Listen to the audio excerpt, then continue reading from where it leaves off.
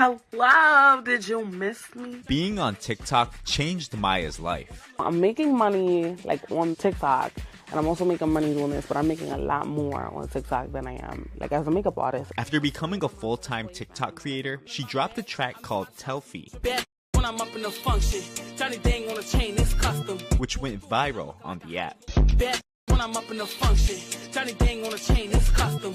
Walk through when I'm looking like a hottie. Now, Maya the Dawn is making a name for herself as a rapper. So that's how my sister found out. She just like heard me on the radio one day and was like, what is happening? TikTok is transforming how music is being made and marketed. And some say it's also helping women artists close the music industry gender gap.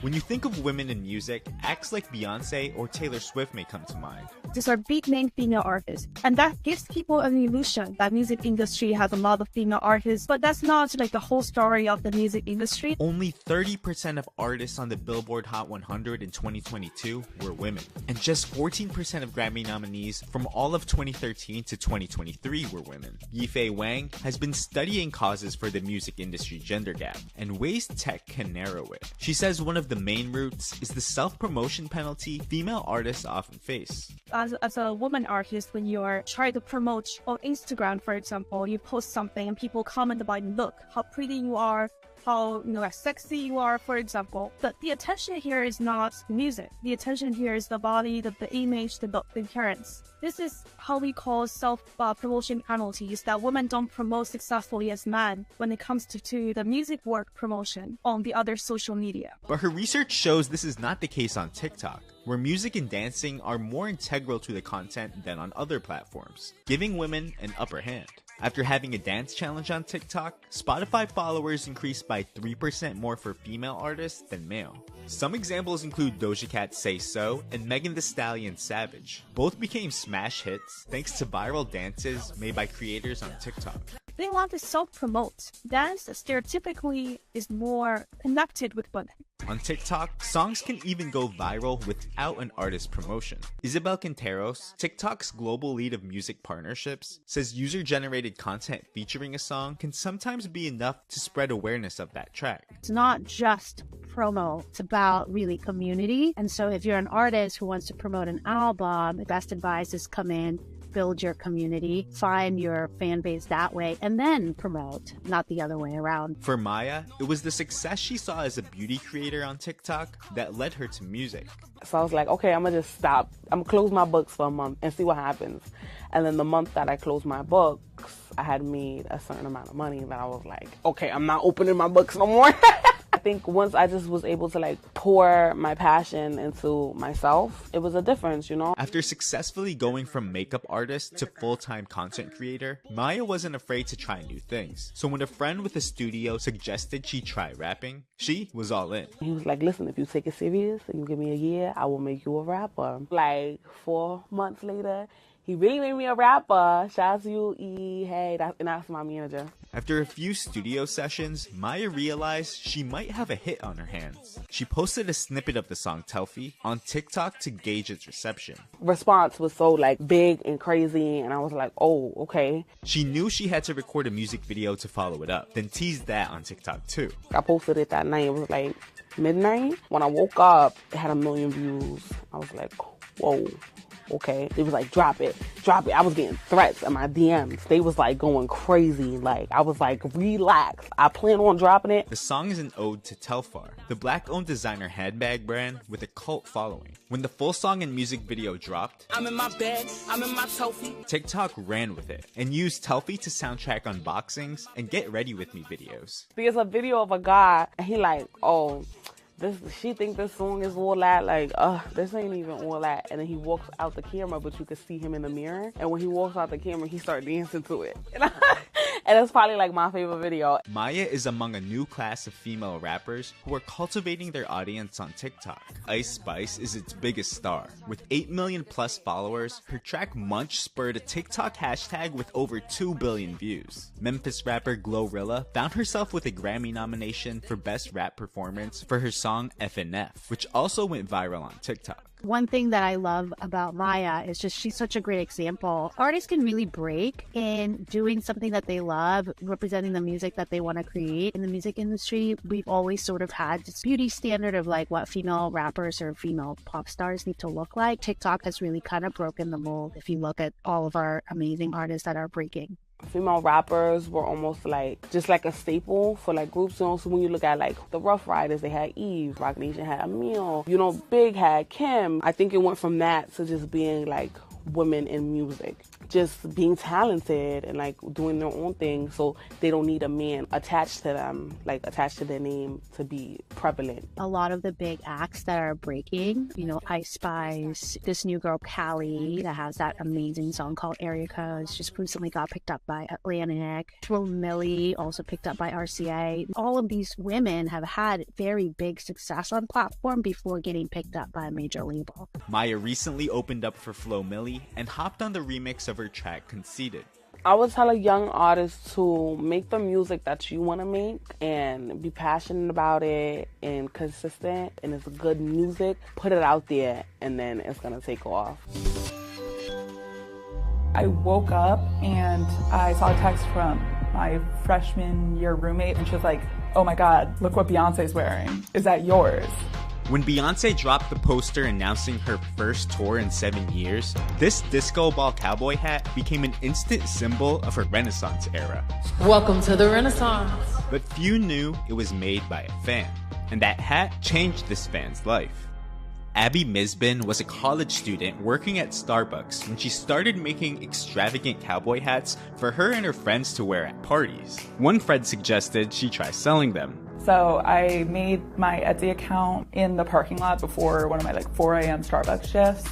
It was a decision that would allow Abby, a fashion intern at the time, to quit making coffee. Beyonce's designer sent me the Etsy listing saying need this in LA in 2 days, can you rush ship it? I worked on it that night and shipped it the next morning.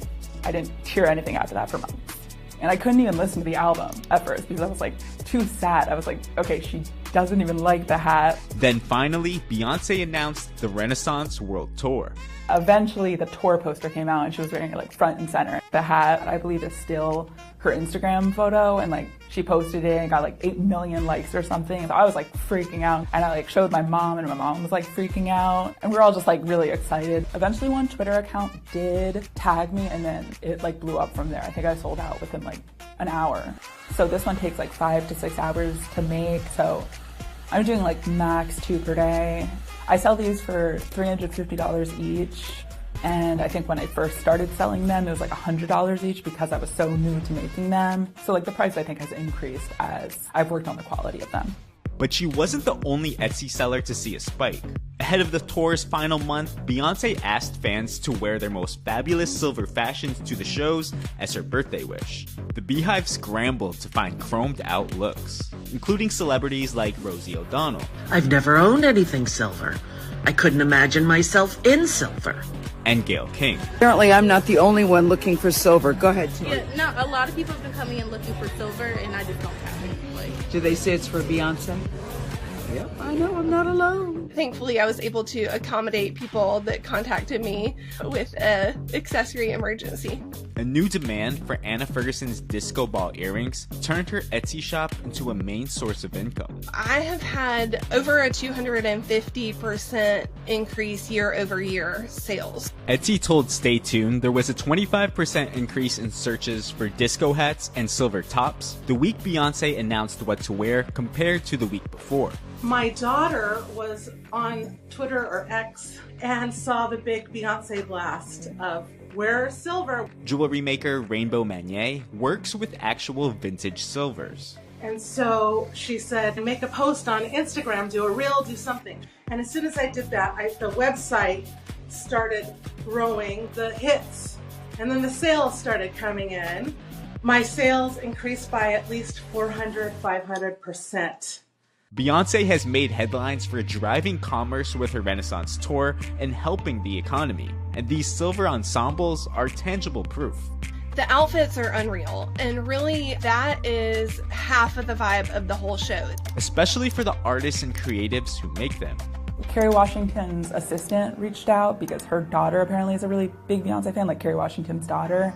So I like overnighted her onto LA. So it's like things like that I would say have really just increased like tenfold. It's just like opportunities to work with really cool people and make really cool stuff.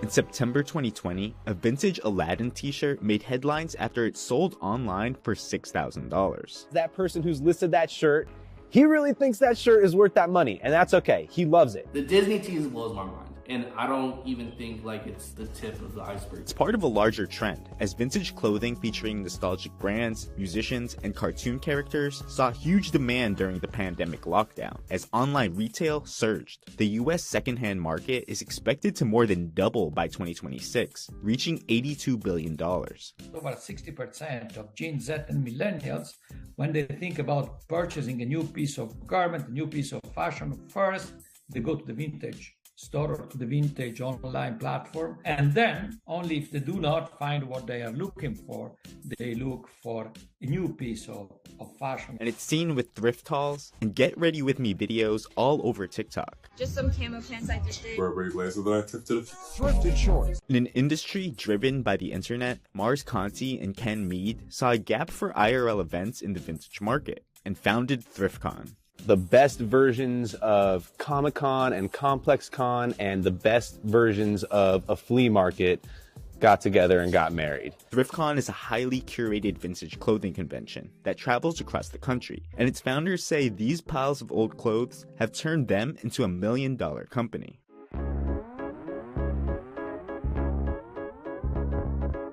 Thriftcon co-owner Mars Conti got into fashion through streetwear when brands like Supreme were first breaking ground. It just felt like this cool kids club you were a part of, and if you liked and wore these brands and then you were out, you saw someone else in it, it was just an easy a talking point. It immediately created this common bond. After graduating college, Conti and his friend David Bywater, who would also help start Thriftcon, saw a void in Denver's streetwear options. In 2014, they opened a shop of their own called Station. We found a space, we opened up like a shop with virtually no money, and it looked awful at first, but we got open and it was just like, and people came. They were getting so many people trying to buy, sell, trade that they decided, hey, like, let's make this an event. This small neighborhood market with just a few dozen vendors was the very first Thriftcon. Did another one, and then once they just kept, growing exponentially, eyes on us from around the country as well, in LA and in New York and things like that. Like, when are you going to bring this on the road? And so that's exactly what we did. In 2019, they turned Thriftcon into its own business. That December, Thriftcon did its first out-of-state event in Los Angeles. In March 2020, they did another in Miami. Then the pandemic hit. We were just on the rise, getting so excited, and then all of a sudden the whole world shut down. With the halt of in-person events, Thriftcon was at a roadblock in its first year touring nationally, but it was a turning point for the vintage scene. Vintage got crazy in 2020. Everyone was sitting at their house, they were looking for different forms of income, looking through all their closets and all this stuff, and then they also had nothing but time. They were just online shopping. So a lot of people discovered the vintage and the secondhand world in that year. We just needed to stay in the conversation. To do so, they doubled down on their social media presence during lockdown. And in March 2021, they took Thriftcon back on the road, starting in Atlanta with over 8,000 guests. I was waiting tables, tending bar, wherever anyone would take me. 2020 was the moment when Mars and I decided this is our job now. What started in a vacant Denver parking lot now sees 40,000 attendees come through its doors each year. Right now we're at about 6 markets. I'd say we'd like to add 1 or 2 more, so maybe hit 7 or 8 cities next year. In 2022, they expect to gross $1 million for the first time, coming mostly from ticket sales and vendor booths. I think what's really kind of mind-blowing is that it's $1 million in a day for the vendors. There's going to be $1 million spent here. And we know that based off of survey responses from guests and vendors both. It's not only turned into something for us that is a lifeline, it's turned into a lifeline for so many other people that we consider friends and family, Most of the items sold range from $10 to $50, with some as cheap as $1. As Thriftcon continues to grow, the founders hope to inspire a more sustainable way of shopping and living. The real idea of this, in a nutshell, is to just encourage people to dabble in vintage clothing. Secondhand doesn't, mean second class, and there needs to be some significant changes to the way we're consuming. Every year we produce something like 92 million tons of textile waste. Most of Thriftcon's attendees are between the ages of 18 and 30. Cipriani says the popularity of vintage speaks to the environmental and social awareness of consumers and younger generations. We wear our clothing 36% less times than what we used to do 15 years ago. We have grown accustomed to buying and wearing just a few times and then dumping away. When it is not dumped in a landfill, this textile waste is incinerated. Thriftcon holds a clothing drive at every event, but many of Thriftcon's vendors also use sustainability practices. Taryn Erlacher is the co-owner and co-founder of the Thrift Lord. His vintage tees are often seen on It couple Kourtney Kardashian and Travis Barker. Yet he sources much of his inventory from rag houses, which are often the last stop for discarded clothes before being turned into scraps or sent to developing countries. Vintage, particularly like 90s and older stuff, even early 2000s, like it's made better. It's going to last longer. Tommy Grunendijk and Jordan Deary, the owners of Vintage Stock Reserve, upcycle used clothes, cutting and resewing each by hand to create new designs. People are seeing that these practices from fast fashion, they're not sustainable. They're seeing the damage that it's creating. I think they're interested in finding ways to promote like a positive change. Take Nike's newly updated Air Jordan 1 Lost and Found, which features intentional cracking and fading to mimic the aging of an original pair from 1985. The companies that aren't vintage starting to try to make the vintage look, right? So like they're getting in on it. It's all very new and it's very exciting. For the co-founders, the mainstream fashion industry's response to the vintage boom proves their own lead in the game. But that's not what drives Thriftcon. It's more of a passion. It's not as if it turns off when I leave the office, like I stop looking at vintage things online or streetwear. I go home and I'm still looking at all of the same stuff. I can't get away from it, and I don't really have any desire to either. What you got on this one? 30. Okay, that's a maybe. I like that one. Things go viral on TikTok like that. As long as you use your song properly, you got something in there. She tells me to work harder, and I know Beyonce would want me to work harder.